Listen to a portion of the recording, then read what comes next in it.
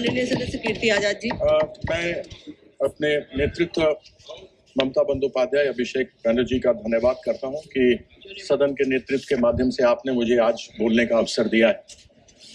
वैसे तो मुझे ब्रेकिंग न्यूज से शुरू करना चाहिए क्योंकि अयोध्या में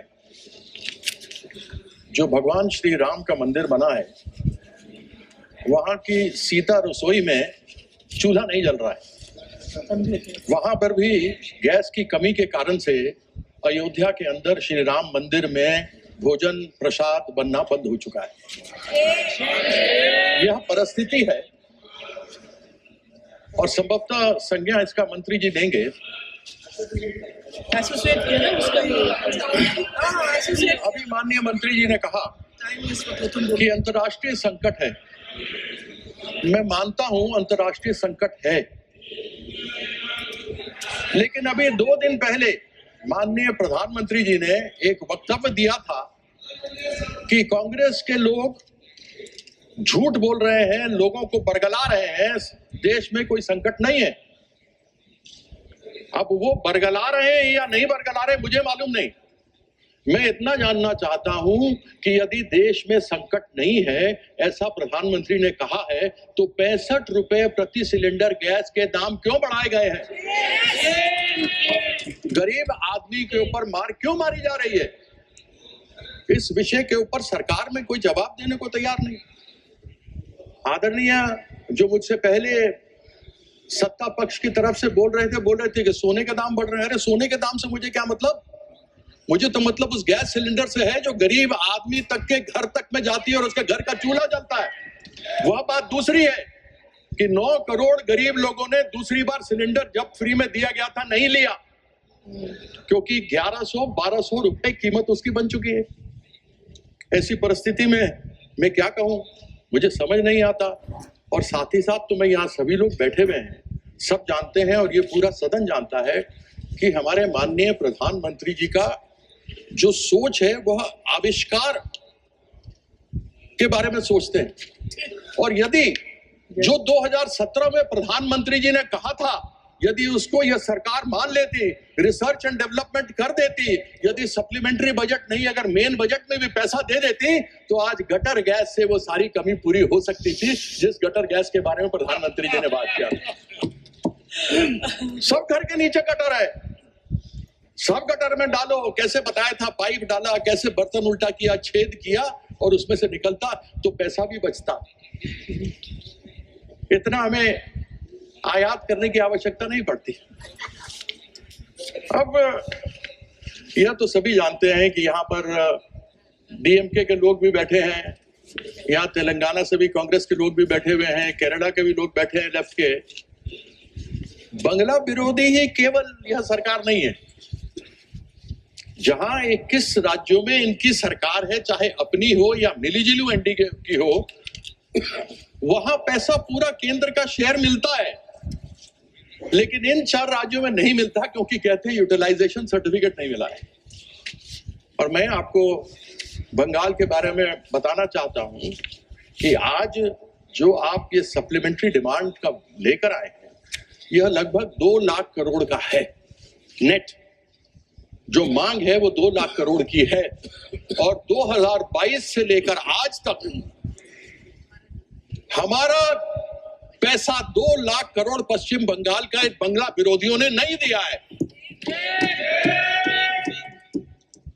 ये बोलते हैं हमें उपयोगिता प्रमाण पत्र चाहिए, यानी यूटिलाइजेशन सर्टिफिकेट। इनको यूटिलाइजेशन सर्टिफिकेट दी गई, यूटिलाइजेशन सर्टिफिकेट दे देते हैं, उसके बाद ये जवाब नहीं देते, 6 महीने के बाद कुछ और कर देते हैं।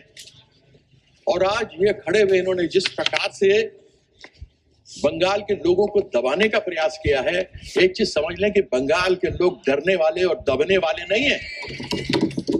पहले भी मुंह की 2021 में खाई थी, 2026 में भी खाने वाले हैं।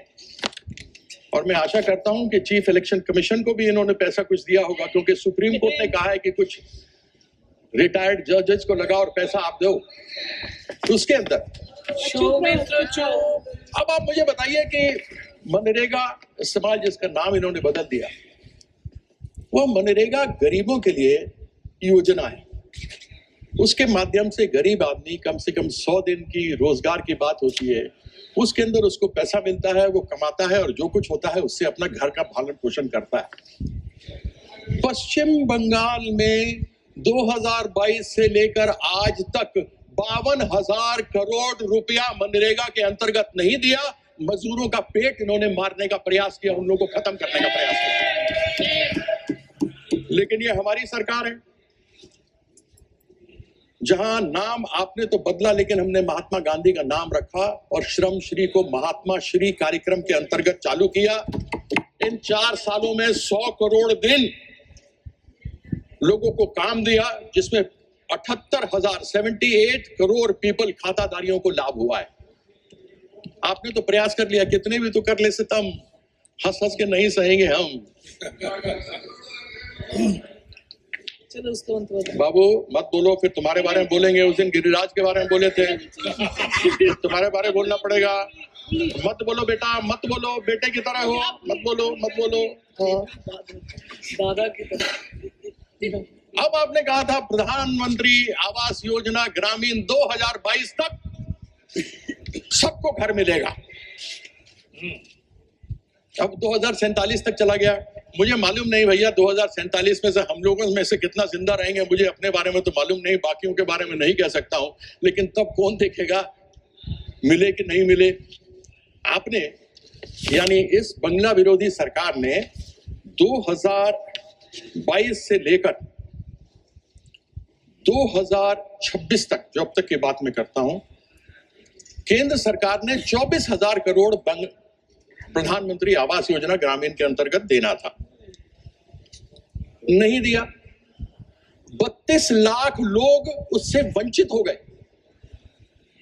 यानी कि 2022 में जो छत मिलना था, जो 2047 तक चले गए, वह नहीं मिला हमें। उसकी यूटिलाइजेशन सर्टिफिकेट तब तक 2022 तक की दी गई है, लिस्ट दे दिया गया, आपत्ति उठाई, आपत्ति के बाद जवाब दे दिए गए, लेकिन 24,000 करोड़ रुपया नहीं दिया। हमारी नेत्री ममता बंदोपाध्याय ने कहा कि हम बंगाल के किसी भी व्यक्ति को, बंगाल में सब जगह के लोग आते हैं, बाहर से भी हैं, केवल बंगाल के नहीं रहते, हिंदी भाषा भाषी बोलने वाले भी हैं। उन्होंने अपनी तरफ से वहां पर 24,000 करोड़ रुपया केंद्र सरकार को देना था, लेकिन पश्चिम बंगाल सरकार, ममता बंदोपाध्याय की सरकार ने बंगालबाड़ी में 38,400 करोड़ रुपया दिया।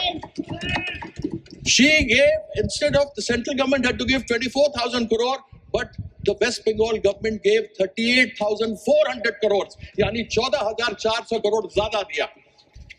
हम ये जानना चाहते हैं कि इस प्रकार का सौतेला व्यवहार करने का क्यों प्रयास रहता है। अब सर्व शिक्षा अभियान का बात कर लेते हैं। अब आजकल तो अधिकतर आप देखिए तो मोस्टली जितने लोग यहाँ भी जानने वाले बैठे हैं, अधिकतर तो ज्ञान व्हाट्सएप यूनिवर्सिटी से ही मिलता है। आजकल नया यूनिवर्सिटी आ गया है, गलगोटिया यूनिवर्सिटी। आजकल तो लोग ज्ञान वहीं से ले रहे हैं, गलगोटिया के। और वहां पर हमको विकसित भारत में लोगों को पढ़ाना लिखाना है। इस समग्र शिक्षा अभियान के अंदर 19,000 करोड़ रुपया हमारे बच्चे बच्चियों को नहीं दिया। हम विकसित भारत बना रहे हैं या अशिक्षित भारत बनाने का प्रयास कर रहे हैं। बंगाल का बच्चा, बंगाल की बच्ची बिना पढ़े लिखे नहीं रहेगा। और वहां इस प्रकार के कार्यक्रम वहां की सरकार ममता बंदोपाध्याय ने किए हैं कि कन्याश्री, रूपोश्री जैसे कार्यक्रम है। कन्याश्री को तो यूनाइटेड नेशन यूनिसेफ ने अवार्ड दिया है, जिसमें 18 साल की बच्चियों को जब 11वीं 12वीं पास करती है तो 25,000 रुपए उनके खाते में डायरेक्टली डाले जाते हैं। ये है पश्चिम बंगाल। मुद्दई लाख बुरा चाहे तो क्या होता है, वही होता है जो मंजूर खुदा होता है। जो 21 में हुआ वही 26 में भी होने वाला है। आप प्रयास कुछ भी कर लीजिए, आप सफल नहीं होने वाले। कुछ भी। अरे अभी तो 5 मिनट भी नहीं हुए मैडम, मैं तो चिट्ठी देख के कर रहा हूँ। अध्यक्षा महोदया, इतना ज्यादा भी कंप्लीट कर लीजिए। आपको मालूम है अम्फान जैसा तूफान आया था, और 2014 से 2024 तक ऐसे अनेकों तूफान पश्चिम बंगाल में आए। हमने डिजास्टर मैनेजमेंट के माध्यम से इन 10 सालों में 43,500 करोड़ रुपया डिजास्टर मैनेजमेंट में मांगा था। आपने तो हमारी आवाज नहीं सुनी, बात नहीं सुनी, और केवल 7% आपने उस डिजास्टर मैनेजमेंट में दिया। लेकिन पश्चिम बंगाल की सरकार ने अपने बलबूते जितने भी लोग अस्थायी हो गए थे, जिनके घर उजड़ गए थे, जिनका काम उजड़ गया था, उन सबों को वापस लाकर स्थापित कर दिया, जिससे कि उन लोगों को कोई तकलीफ ना हो। लेकिन बंगला विरोधी या केंद्र की सरकार, इसने केवल 7% पैसा दिया, यानी 100 रुपया मांगा तो 7 रुपया दिया। अब थोड़ी सी केंद्र सरकार पे आ जाता हूं।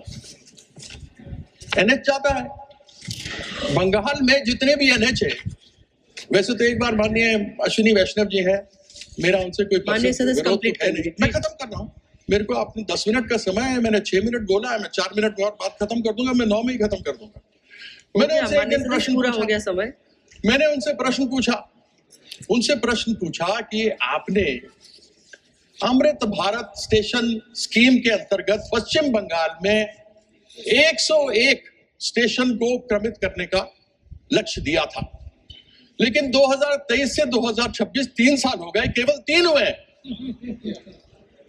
हुए। तो मैंने उनसे ये प्रश्न पूछा, माननीय मंत्री जी हैं, सभा में हैं, संभवतः जो सभापति थे, क्योंकि हल्ला हो रहा था, वो सुन नहीं पाए कि उनका जवाब। मैंने उनसे पूछा था लंदन, वो बात कर रहे थे Tokyo. Looking London, talking Tokyo. कहने लगे यहां ऐसे नहीं हुआ, वहां ऐसे नहीं हुआ। अरे ये बताइए ना, 101 में केवल 3 क्यों हुए? उसका जवाब नहीं था। अब मैं इसके अंदर क्या उनसे पूछूं? NH-19 मेरे यहां जाता है, अभी 14 तारीख को सुना है कि माननीय प्रधानमंत्री जी मेरे क्षेत्र में उसका उद्घाटन करने वाले हैं। NHAI के चेयरमैन आए थे, पिछले साल बोल के गए थे कि टूटा फूटा नष्ट ध्वस्त पुल वहां पर है और इसके ऊपर कार्य नहीं होना चाहिए। वहां पर कोई अशोका बिल्डकॉन करके कंपनी है, वो चलती है, मर्जी से किए जा रही है। आजकल तो स्पेस टेक्नोलॉजी से काम हो रहा है, ड्रोन से सड़कों को देखा जा रहा है कैसे काम करना है। उसी प्रकार से 5 तो दानकुनी, वहां का पूरा का ब्रिज नीचे गिर गया, और इन सबों का जा रहे हैं माननीय प्रधानमंत्री जी। मुझे बड़ी प्रसन्नता है, कुछ तो मिल गया एक बार फिर से इनके बारे में बोलने के लिए। जितना कुछ कहना था वो तो कह दिया। अब केंद्र सरकार की PSUs है, मैं खत्म कर रहा हूं। केंद्र सरकार की अनेकों PSUs है। मेरी कॉन्स्टिट्यूंसी बर्धमान दुर्गापुर, ये मैं दुर्गापुर क्षेत्र की बात कर रहा हूं। अनेकों बार बात करते हैं विकसित भारत, आत्मनिर्भर भारत। अभी जो समस्या हुई है उसके कारण से हमको फर्टिलाइजर की समस्या होने वाली है, API की समस्या होने वाली है, गैस की समस्या हमको होने वाली है। हमारे यहाँ HFCL था, हिंदुस्तान फर्टिलाइजर कॉर्पोरेशन लिमिटेड, जो हल्दिया में था और यहाँ था। वहां पर 1000 एकड़ जमीन पड़ी हुई है। उस 1000 एकड़ जमीन के अंतर्गत यदि आप चाहते तो फर्टिलाइजर प्लांट शुरू कर सकते थे। हिंदुस्तान ऑप्थेल्मोलॉजिकल ग्लास लिमिटेड वहां पर है, वहां पर मेटल्स एंड मिनरल्स कॉर्पोरेशन है। वहां पर इस प्रकार के अनेकों केंद्र सरकार के जो बेकार पड़े हैं, और राज्य सरकार कहती है कि आप कृपया या तो आप उसके ऊपर काम शुरू कीजिए या हमें वापस दीजिए, जैसे कि हम अपनी इंडस्ट्री खड़ी कर। Thank you.